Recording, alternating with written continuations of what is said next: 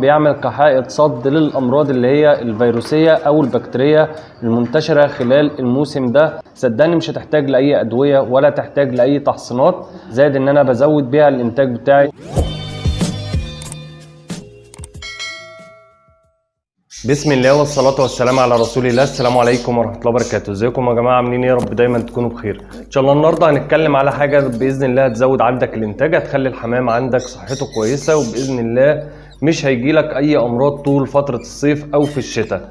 تحصين قوي جدا، يعتبر من أهم التحصينات لو أنت ما عملتش التحصينات بتاعة الروشة، تحصين السالمونيلا، كل التحصينات اللي هي الجدري الكلام ده، لازم انك انت تشتغل بالخلطه دي ولو مره واحده بس في الشهر او مرتين بالكتير في الشهر. صدقني هتغنيك عن كل الادويه والتحصينات، زائد ان هي كمان هتزود عندك الانتاج. لو انت بتشتكي من امراض الحمام، السالمونيلا، الاسهالات، البرد التنفسي، الديدان، ان هي تحمي حمامك من الهزه والروشه والجدري اللي هو بيبقى منتشر خاصه في فصل الصيف. الخلطه دي عباره عن البصل والثوم وخل التفاح والخل الابيض، ودي جربها سواء مع الزغاليل او مع الاسوس الكبيره، وباذن الله هتشوف نتيجه هايله جدا سواء في الانتاج او في صحه فرد الحمام بتاعنا. البصل طبعا يا جماعه احنا عارفين ان هو مضاد حيوي طبيعي جدا، بيطهر الجهاز الهضمي والامعاء، وبينشط كمان البكتيريا النافعه وبيعمل على زيادتها. والبكتيريا النافعه دي اللي هي بتقاوم البكتيريا المضره او الضاره بمعده فرد الحمام بتاعنا.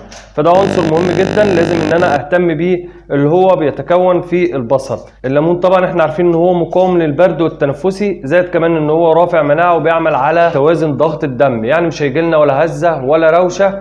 زائد الامراض التنفسيه دي هنهي عليها تماما، اللي هي بعض الحشرجه اللي بسمعها في المكان عندي، الاصوات الغريبه اللي هي بتصدر من الحمام بتاعنا اثناء دخولنا المكان في التوقيتات اللي هي ما بين تغيير الفصول وبعدها. دايما بيحصل امراض البرد والتنفسي اللي كلنا برضو بنشتكي منه في التوقيت ده. فلازم ان انا اشتغل بعنصر الليمون اللي هو مهم جدا جدا، بيعمل على رفع المناعه، بيعمل على توازن ضغط الدم، عشان طبعا الهزه والروشه والسالمونيلا والحاجات اللي احنا كلنا بنعاني منها في الفتره دي.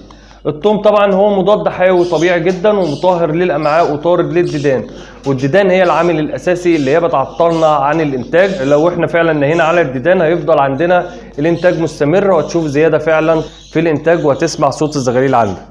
اقوى مضاد سموم طبعا هو هنلاقيه في خل التفاح، منشط للكبد، بيعمل على تنشيط الدوره الدمويه وبيحد من حالات الكسلان اللي هي بتبقى عند الحمام بتاعنا، او بينشط الحمام بتاعنا بمعنى صح. مقوي للعظام، مضاد للفطريات، مضاد للبكتيريا، علاج لجرثومه المعده، يعني مش هيجي لنا اي امراض، خاصه الامراض البكتيريه او السالمونيلا او اللي هي الامراض اللي هي بتبقى البكتيريا المحبه بالماء، الكنكر، الحاجات دي كلها طبعا بني عليها تماما لو انا اشتغلت بالخلطه دي. نشوف بقى التركيبه بتاعتنا ونعملها كده مع بعض ونقدمها للحمام بتاعنا، ونشوف ازاي هنستخدمها مع الزغاليل، خاصه عشان اسس الزغاليل بتاعتي من الصغر حتى عمر الفطام، او لما تكبر وتكون عندي زغاليل صحتها كويسه اقدر اكمل بيها انتاج بعد كده. فانا جايب حوالي بصلتين اهمت، مقطعهم 4/4 زي ما احنا شايفين، بحط عليهم حوالي 6 فصوص ثوم، وبقطع حوالي ليمونتين كبار بالطريقه اللي احنا مقطعينها دي. بشيل بقى الكميه دي كلها وبحطها في الخلاط.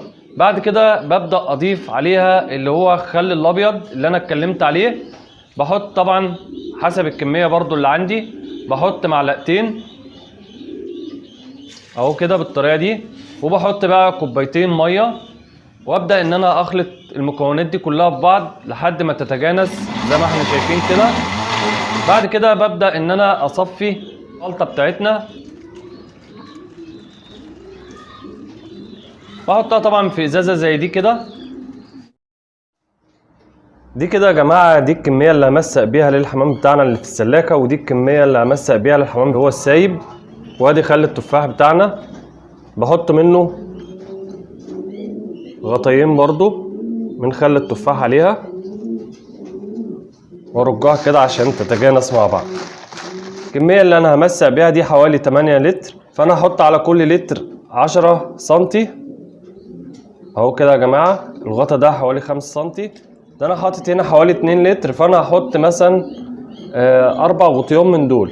ادي 1 2 3 4، احط شويه كمان كده بقى امسق وارجع لكم ان شاء الله يا جماعه.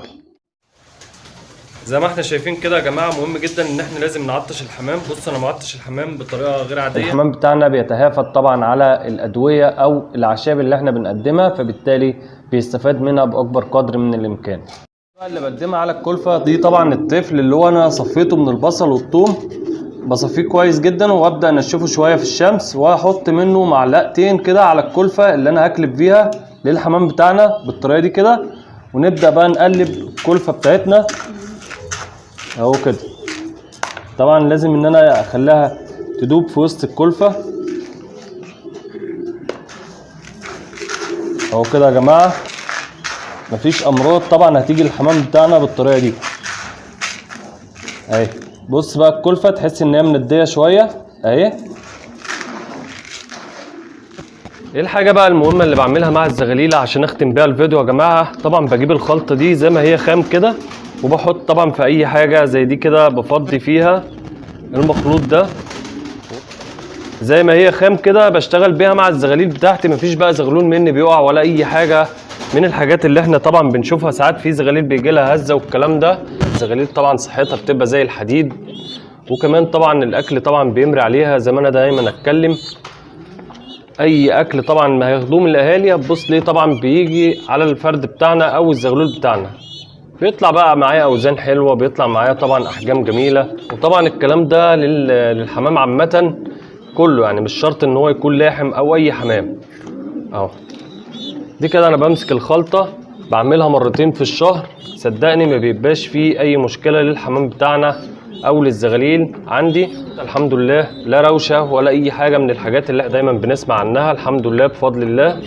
او طول ما انا شغال مع الحمام بتاعي بالطريقه دي كده مفيش زغلول طبعا هيتهز ولا هيحصل له اي حاجه ان شاء الله.